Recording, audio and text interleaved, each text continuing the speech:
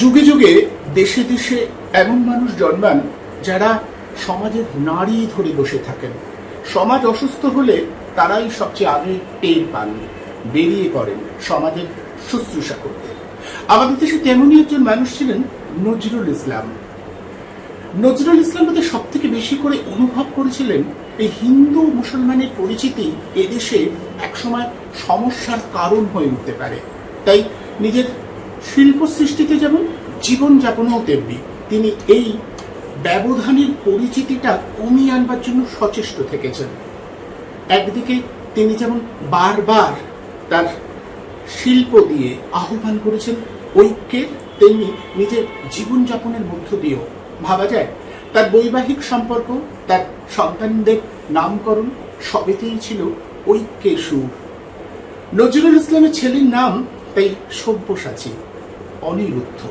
আসলে নজরুল ইসলাম একটা সেতু, যে সেতু দিয়ে পারাপার করলে এই হিন্দু মুসলমানের ব্যবধানগুলো অবলুপ্ত হয়ে যায়। কিন্তু সময়কে দিয়ে ডাইনি মন্ত্র পড়িয়ে নেবার লোকেরও তো অভাব হয় না, বিশেষ করে যারা রাজনীতি করেন। বিভাজন তো তাদের অন্যতম অস্ত্র। তাই এই সময় এই সেতুটাকেও দুর্বল করবার চেষ্টা করা হচ্ছে। আমাদের তাই খুব বেশি করে এই সময় নজরুল ইসলামকে চিনতে হবে তার ঐক্যের বার্তাকে। আর এই ঐক্যের বার্তা দেবার জন্য আমরা মনে করছি যে মানুষটা সব থেকে যোগ্য এ বিষয়ে বলবার, তিনি মিরাতুন নাহার। আমি জানি আপনারাও অনেকে মিরাতুন নাহারকে পছন্দ করেন, কিন্তু একটা অনুরোধ থাকবে, মিরাতুনদের এই কথাগুলো শুনুন শুধু তাকে পছন্দ করেন বলে নয়, খুব প্রয়োজনীয় বলে, আজকের এই সময় খুব দরকারি বলে। মিরাতুনদের আমি মোটামুটি ভূমিকা করে দিয়েছি। আমি নজরুল ইসলামকে মনে করছি যে ধর্ম মেনেও আসলে ধর্ম নিরপেক্ষতার একটা বার্তা দেওয়া যায়, খুব বেশি করে দেওয়া যায়। সেই উদাহরণ হিসেবে বোধহয় নজরুল ইসলাম সবচেয়ে প্রথমে থাকবেন দেশে। আপনি যদি একটু ব্যাখ্যা করেন। যেটা আমাদের বলা জরুরি খুব, আজকে তুমি মোটামুটি বলে দিলে, সেটা হচ্ছে নজরুল ইসলামের জীবন সাধনা মধ্য দিয়ে শুধুমাত্র সৃজনশীলতা নয়, সৃজনশীল কর্ম তো অনেকেই আমাদের দেশে করে গেছেন, কিন্তু তিনি সৃজনশীল কর্মের মধ্য দিয়ে এবং সেই কর্মকে তার নিজের জীবনে রূপায়িত করেছেন।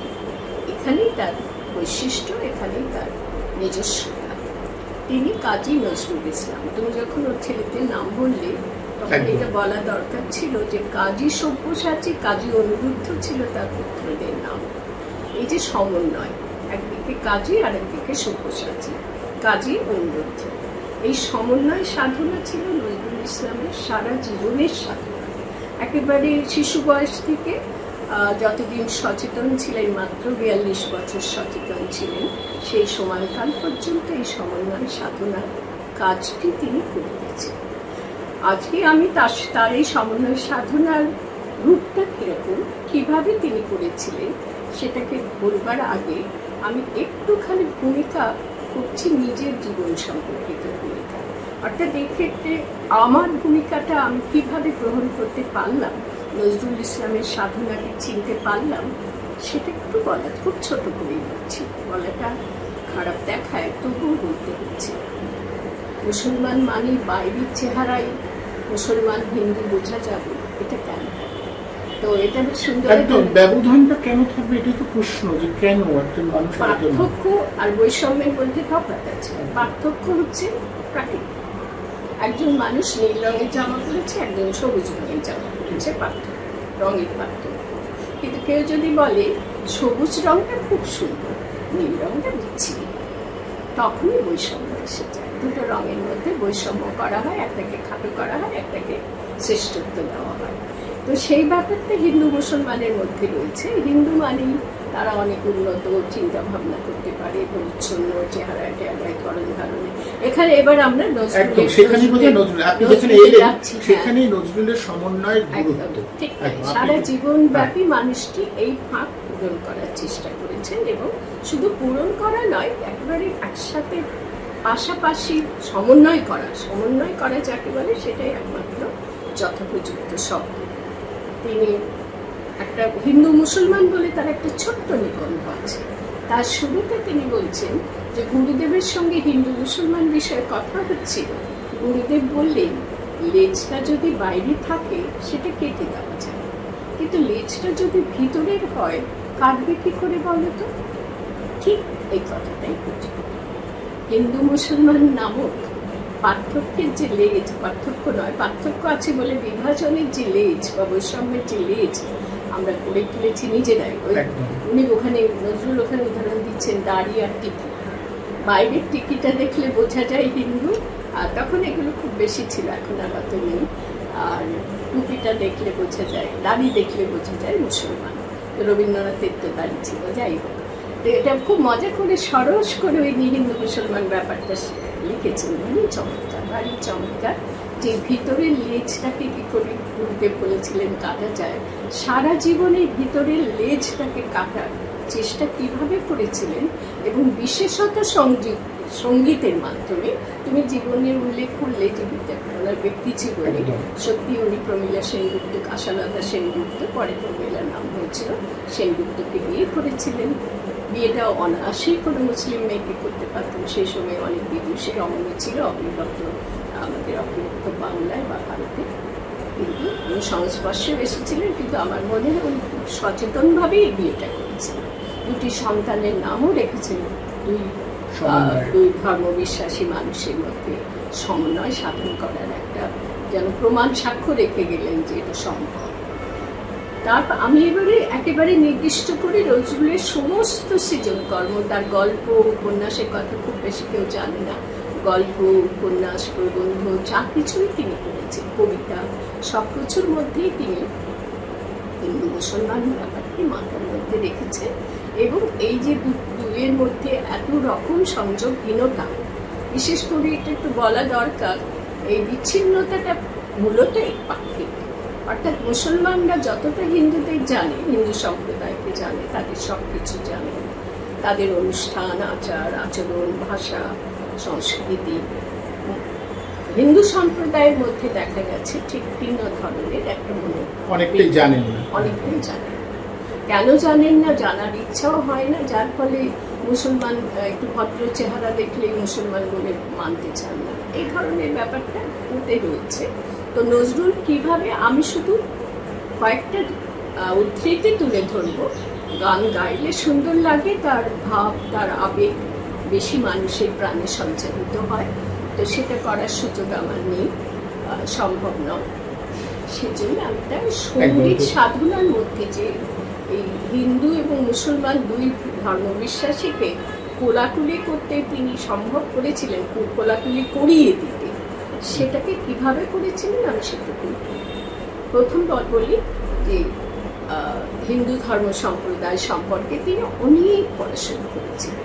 এই ধর্ম সম্প্রদায়ের বিদ্যার মানুষরা যত পড়াশোনা না করেছেন, তিনি তার সেই সাধনা, সেই অধ্যয়ন পিপাসা জানা তার কোনো তুলনা নেই। তো ফলে তিনি সেইখান থেকে ধ্যান ধারণাগুলো গড়েছিলেন। আমি দেখাতে চাইব তার সঙ্গীত, তিনি দু ধরনের সঙ্গীত রচনা করেছিলেন। আধুনিক সঙ্গীতটাই আমরা বেশি জানি, কিন্তু আমরা বাকি দুটো সঙ্গীত সম্পর্কে জানি না। শাস্ত্রীয় সঙ্গীতেরও সাধনা তিনি করেছিলেন, হিন্দি সঙ্গীতও তিনি রচনা করেছিলেন। একটা হলো শ্যামা সঙ্গীত, আরেকটি হলো ইসলামী সঙ্গীত। শ্যামা সঙ্গীত হিন্দু ধর্মবিশ্বাসী মানুষদের জন্য প্রত্যয় হওয়ার কথা, কিন্তু তিনি তা করেননি। তিনি সব সম্প্রদায়ের মানুষের জন্য, মানুষের জন্য, না হিন্দু না মুসলমানের জন্য, তিনি মানুষের জন্য দুই প্রকার সঙ্গীত রচনা করেছিলেন, যাতে মানুষ হতে পারে, নিজেদেরকে হিন্দু বলে মুসলমান বলে চিহ্নিত করতে না শেখে। সেইটাই ছিল দু প্রকার সঙ্গীতের মধ্যে। ইসলামে তিনি করেছেন আল্লাহর মহিমা সংক্রান্ত গান, মহিমা সূচক, আল্লাহর প্রশংসা করেছেন, সে বিশ্বস্রষ্টা আল্লাহ, তার প্রশংসা সূচক গান রচনা করেছেন, সুর দিয়েছেন অসাধারণ। আর অন্যদিকে আল্লাহ বা বিশ্বস্রষ্টার প্রেরিত দূত বলা হয়, নবী শব্দটি সেটাই অর্থ, নবী হযরত মুহাম্মদ।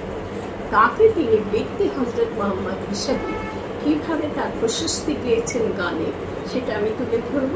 অন্যদিকে শ্যাম ও শ্যামা, শ্যাম হলেন শ্রীকৃষ্ণ আর শ্যামা হলেন মা কালী। এই দুজনকেই প্রশস্তি করে দুজনেরই ভক্ত হিসেবে, ভক্ত কথাটা এখানে খুব প্রচলিত, ভক্ত হিসেবে কয়েকটি গান অনেক গান লিখেছিলেন, অনেক গান। আমি সব এখানে সম্ভব নয়, কয়েকটি মাত্র আমি বেছে নিয়েছি, নির্বাচন করে নিয়েছি। যারা শ্রোতা তারা শুনবেন, বুঝবেন এবং তার যে সাধনা, সেই সাধনাটাকে বুঝে আজকের সময়ে যা চলছে, যে বাষ্প ছড়িয়ে দেওয়ার চেষ্টা করা হচ্ছে, যে ধোঁয়াটা ছোড়া হচ্ছে বা চতুর্দিকে পড়ে যাচ্ছে, সেটা যেন আমরা দূর করতে সক্ষম হই, তাহলেই তার জীবনের সাধনা সফল হবে।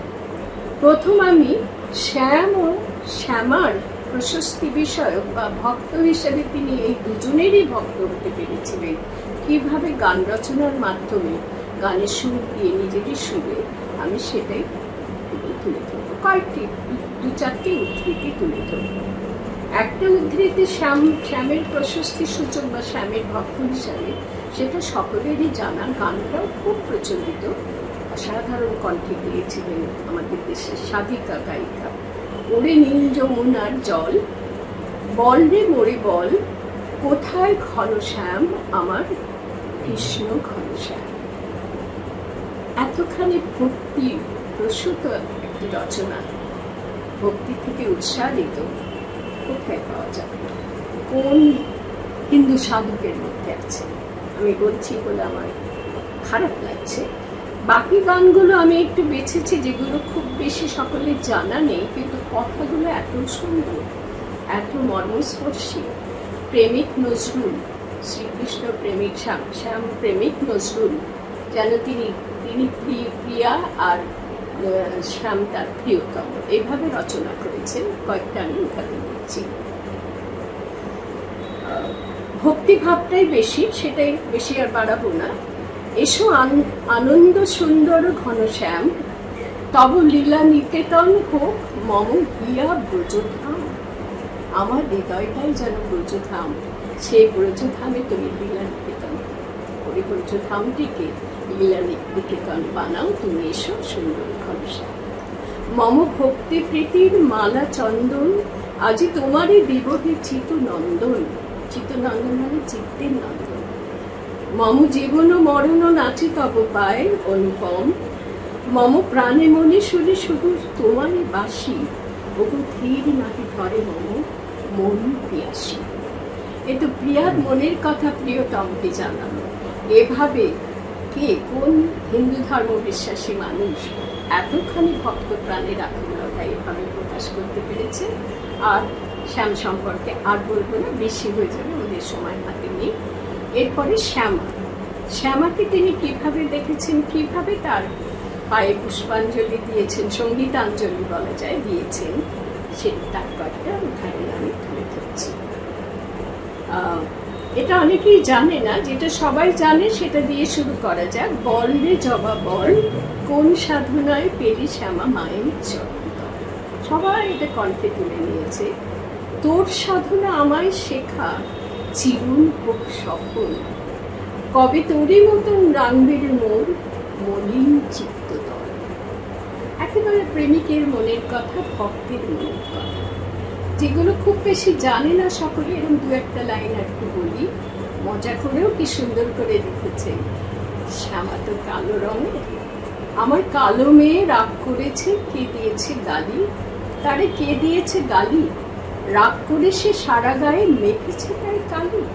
চমৎকার করে আবার শিশুর মতন আকুলতা নিয়ে বলছে, আমার আঘাত যত করবি শ্যামা, ডাকবো তত তোরে, মায়ের ভয় শিশু যেমন লুকায় মায়ের করবে। কত রকম ভাবে, আরেকটা কথা, আরেকটা না বলে আর পাচ্ছি না। জগৎ জুড়ে কি চমৎকার করে লিখেছেন, জগৎ জুড়ে জাল ফেলেছিস শ্যামা, কি তুই জেলের মেয়ে, তোর মায়ার জালে মহামায়া বিশ্ব ভুবন আছে ছেলে। এত সাহিত্য সুষমা, তেমনি সুরগুলো আমাদের বাড়িতে খুব গানের চর্চা, গৃহে এইগুলি হোক, আমার গানের চর্চা ছোটবেলা থেকে এগুলো সব শুনেছি, সেগুলো মনে রয়েছে। আর বলছি না শ্যামা সম্পর্কে, তো শ্যাম এবং শ্যামা দুজনকেই তিনি তার ভক্ত মনে সঙ্গীতাঞ্জলি তাদের পায়ে কীভাবে দিয়েছিলেন সেটা বলেই আমি শ্যামাসঙ্গীত বিষয়টা শেষ করছি। এবারে আসা যাক, ভাবতেও পারবে না কেউ এই একই মানুষের কলম দিয়ে ইসলামী সঙ্গীত রচিত হয়েছে। ইসলামী সঙ্গীত বস্তুত আমাদের এই ভারতবর্ষে তো বটেই, অন্য দেশ ও বাংলাদেশেও খুব চর্চা হয় বলে আমার মনে হয় না। ইসলামী সঙ্গীতের পুরো সঞ্চয় আমার বাড়িতে আমার বাবার ছিল, গ্রামোফোনের রেকর্ডে ছোটবেলা থেকে শুনেছি, অসাধারণ। এই সঙ্গীতে তিনি বিশেষ করে যে দুজনের ভক্ত হিসেবে নিজেকে প্রকাশ করেছেন, একজন আল্লাহ আর একজন রসুল বা হযরত মুহাম্মদ। দু তিনটে উদাহরণ দিয়ে শেষ করব। আমার খুব ভালো লাগতো শুনতে ছোটবেলায়। আমার দাদা, আমার বড় দাদা অগ্রজ খুব ভালো সঙ্গীত সাধক মানুষ, তিনি খুব গাইতেন এই গানগুলো। আর বলা প্রয়োজন যে নজরুল ইসলামী সঙ্গীত রচনা করেছিলেন এবং সেগুলো সুরের মায়ায় জড়িয়ে পরিবেশন করেছেন আব্বাস সিদ্দিকী। এই দুজন মানুষের অবদান এক্ষেত্রে অবশ্যই। এত কথা না বলে থাকতে পারছি না। কোনো একসময় মুসলমানরা খুব, বিশেষ করে গ্রামের মুসলমানরা তারা মনে করতো সঙ্গীত তাদের জন্য নাকি ধর্মীয় দৃষ্টিভঙ্গিতে হারাম মানে অন্যায় কাজ। তো সেই জন্য দুজনে মিলে যুক্তি করলেন ইসলামিক গান রচনা করতে হবে। আর গিয়ে আমরা প্রথম দিন কি করবো জানো, তো আমাদের তো গাইতে দেবে না, আব্বাস সিদ্দিকী যুক্তি দিচ্ছেন একে নজরুলকে, আমরা হারমোনিয়ামটা বাজিয়ে বলবো, আচ্ছা আপনারা তো সবসময় আল্লাহর কথা বলেন না, আল্লাহ রসুল বলেন, চোখের জল ফেলেন, দেখুন তো যন্ত্রও আল্লাহ আল্লাহ করছে, যন্ত্রও বলছে আল্লাহ রসুল, একটু শুনে দেখুন না। তো সবাই তখন একটু অবাক হয়ে গেছে। তো সত্যি সত্যি গানের মধ্যেও, ওই গানের শব্দগুলোর মধ্যেও ছিল আল্লাহ রসুল শব্দটি হারমোনিয়ামে সুন্দর করে বাজাচ্ছেন আব্বাস সিদ্দিকী। এইভাবে ইসলামী সঙ্গীতকে উনি ঢুকিয়েছিলেন মুসলমান সমাজে, মানে গ্রামের মুসলমান সমাজে। যে সমস্ত আমরা অবাক হয়ে যাই, অন্যরা শুনলে বলবে যে সঙ্গীতের জগতে তো মুসলমানরাই বেশি অবদান রেখেছেন, সঙ্গীত সম্রাট কারা, ওস্তাদ কারা। কিন্তু সেই সমাজের অভ্যন্তরে যারা পশ্চাৎপদ শ্রেণী, তারা আবার এটাকে মনে করতো সঙ্গীতটা উত্তেজনা সৃষ্টি করে ইত্যাদি। সেইখানে তারা এই দুজন খুব সফল হয়েছিলেন। 2-4টে গানের উদ্ধৃতি আমি দিচ্ছি। এই গানটা আমার খুব প্রিয়, শুনে দেখুন কোথায় ইসলামী গোড়ামি, কোথায় সাধারণত ইসলাম ধর্মের সঙ্গে গোড়ামিটা খুব যুক্ত করা হয়। হ্যাঁ, ইসলাম ধর্ম, সেখানে দেখুন, খোদা এই গরিবের শোনো শোনো মোনাজাত, খোদা এই গরিবের শোনো শোনো মোনাজাত, দিও তৃষ্ণা পেলে ঠান্ডা পানি, ক্ষুধা পেলে লবণ ভাত, খোদা এই গরিবের শোনো মোনাজাত মানে প্রার্থনা। আবার পরের লাইন, 1-2টি লাইন আমি একটু যোগ করে দিচ্ছি এর সঙ্গে, মানে মনে স্মৃতি থেকে বলছি, খুব ভালো লাগে, আমার নিজের প্রাণের কথা। আমায় দিয়ে, গানেরই মধ্যে, আমায় দিয়ে কারো ক্ষতি হয় না যেন দুনিয়ায়, আমি কারো ভয় না করি, মরেও কেহ ভয় না পায়, খোদা এই গরিবের শোনো শোনো মোনাজাত। এটা তো আমার মনে হচ্ছে, ছোটবেলা থেকেই মনে হচ্ছে, এটা তো ধর্ম কোথায় আছে, তো মানুষের মনের কথা, মানুষের প্রতি মানুষের প্রেমের কথা, ঈশ্বরের কাছে সেটাই প্রার্থনা করা হচ্ছে। তারপরে দেখুন, মারাত্মক কাণ্ড তিনি করেছেন। শরাব মানে মদ, শরাব পান করার কথা, মদ পান করার কথা ইসলামী গানের মধ্যে ঢুকিয়ে দিচ্ছেন। কিভাবে নজরুল অসম্ভবকে সম্ভব করেছিলেন। খোদার প্রেমে, এটাও খুব বিখ্যাত গান, খোদারও প্রেমে শরাব পিয়ে বেহুশ হয়ে রই পড়ে,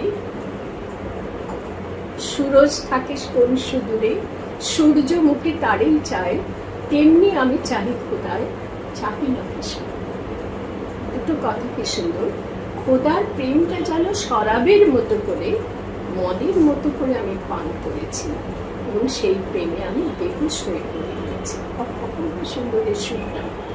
আর একটা বলছে, সূর্য কোন সুদূরে চায়, কিন্তু সূর্য থাকে, কিন্তু সূর্যমুখী তো তাকেই চায়, তেমনি আমি চাই খোদাকেও আমি সেভাবেই চাই, হিসাব করে চাই। শেষ গানটা আমি এইভাবেই তুলে ধরছি, এই জন্যই তুলে ধরছি। ইসলাম ধর্মে বিশ্বাস করা হয় মৃত্যুর পরে বা এমন একটা দিন আসবে যখন শেষ বিচারের জন্য ঈশ্বরের মুখোমুখি হতে হবে, সবাইকে জবাবদিহি করতে হবে সারা জীবন ধরে তারা কি কাজ করেছে। সেটাকে বলে আরবি ভাষায় রোজ হাসরে। রোজ হাসরে মানে শেষ বিচারের দিন। তো কি সব কিরকম যুক্তিবাদী ছিলেন, এবং সেই যুক্তিবাদকে কি করে ইসলাম সঙ্গীতে প্রকাশ করেছেন। দেখুন, যেদিন রোজ হাসরে করতে বিচার তুমি হবে কাজী, সেই সুদিনের আশায় আমি নাচি এখন থেকে, আমি তোমায় দেখে হাজারো বার দুজকে যেতে রাজি। কি সুন্দর কথা, যে আমি সেদিন তোমার মুখোমুখি তো হতে পারবো, তোমাকে তো দেখতে পারবো, আমি না হয় পাতে টাপি, কিন্তু আমি তোমাকে দেখবার জন্য আমি এখন থেকে চেয়ে বসে আছি। শেষ দুটো লাইন বলছি, রোজ হাসরে দেখা দেবে বিচার করার ছলে, প্রেমিক বিনে কে বুঝিবে তোমারই তার সাথে। বিচার করবে বলেই তুমি বিচার করার ছলে আমাকে দেখা দেবে, আমি তো তোমার প্রেমিক, তুমি সেই জন্যই ছল করে বিচার করার কথা বলেছ। এত সুন্দর করে উনি বুঝিয়ে দিলেন সকলকে। আরেকটুখানি বাকি আছে নবী সম্পর্কে তিনি কি বলেছেন। দুটো কথা, খালি দুটো উল্লেখ করব। এক হচ্ছে, কত সুন্দর করে দুটো কথা বলেছেন, মুহাম্মদ নাম যতই জপি ততই মধুর লাগে, নামে এত মধু থাকে কে জানতে পারে।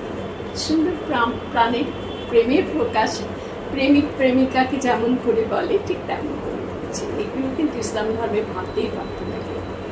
আরো সুন্দর, মোহাম্মদ নাম জপেছিলি বুলবুলি তুই আগে, তাই কিরে তোর কণ্ঠের গান এমন মধুর লাগে। কিভাবে পরিবেশন, কিভাবে ভাবনাগুলোর আসতো, আমার খুব অবাক লাগে যে কি সুন্দর করে। কোথায় ধর্মের নামগন্ধ, কোন ধর্মের নামগন্ধের মধ্যে আছে। শেষ কথা বলি, যেটা হযরত মুহাম্মদ সম্পর্কে খুব সত্য কথা। ব্যক্তি মানুষ হিসেবে এই মানুষটি অবদান অতুলনীয়। ব্যক্তি মানুষ হিসেবে ধর্মের নিরিখে হচ্ছে না, সেটা তিনি কি সুন্দর করে নজরুল তার গানে কয়েকটি লাইনে তুলে ধরেছেন। তিনি তার কি অবদান। এই ধরনের ধনসম্ভার সকলের এতে সম অধিকার সাম্যবাদ। তুমি বলেছিলে ধরণীতে সবই সমান পুত্রবৎ, তুমি চাপো নাই ধর্মের নামে রানীঘর হানাহানি, তলোয়ার তুমি দাও নাই হাতে, দিয়াছ অমর বাণী। মোরা ভুলে দিয়ে তব উদারতা, সার করিয়াছি ধর্মান্ধতা, বেহেশত হতে ছড়ে না আর রহমত। রহমত মানে তোমার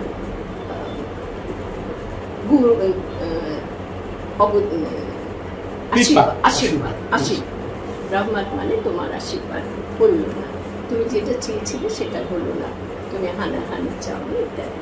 তো আমি শেষ করি দুটো লাইন, আর দুটো লাইন বলে, যে দুটো লাইন কি চারটে লাইনই বলতে হবে, যেখানে তার সমন্বয় ভাবনাটা আরো পরিস্ফুট হয়েছে।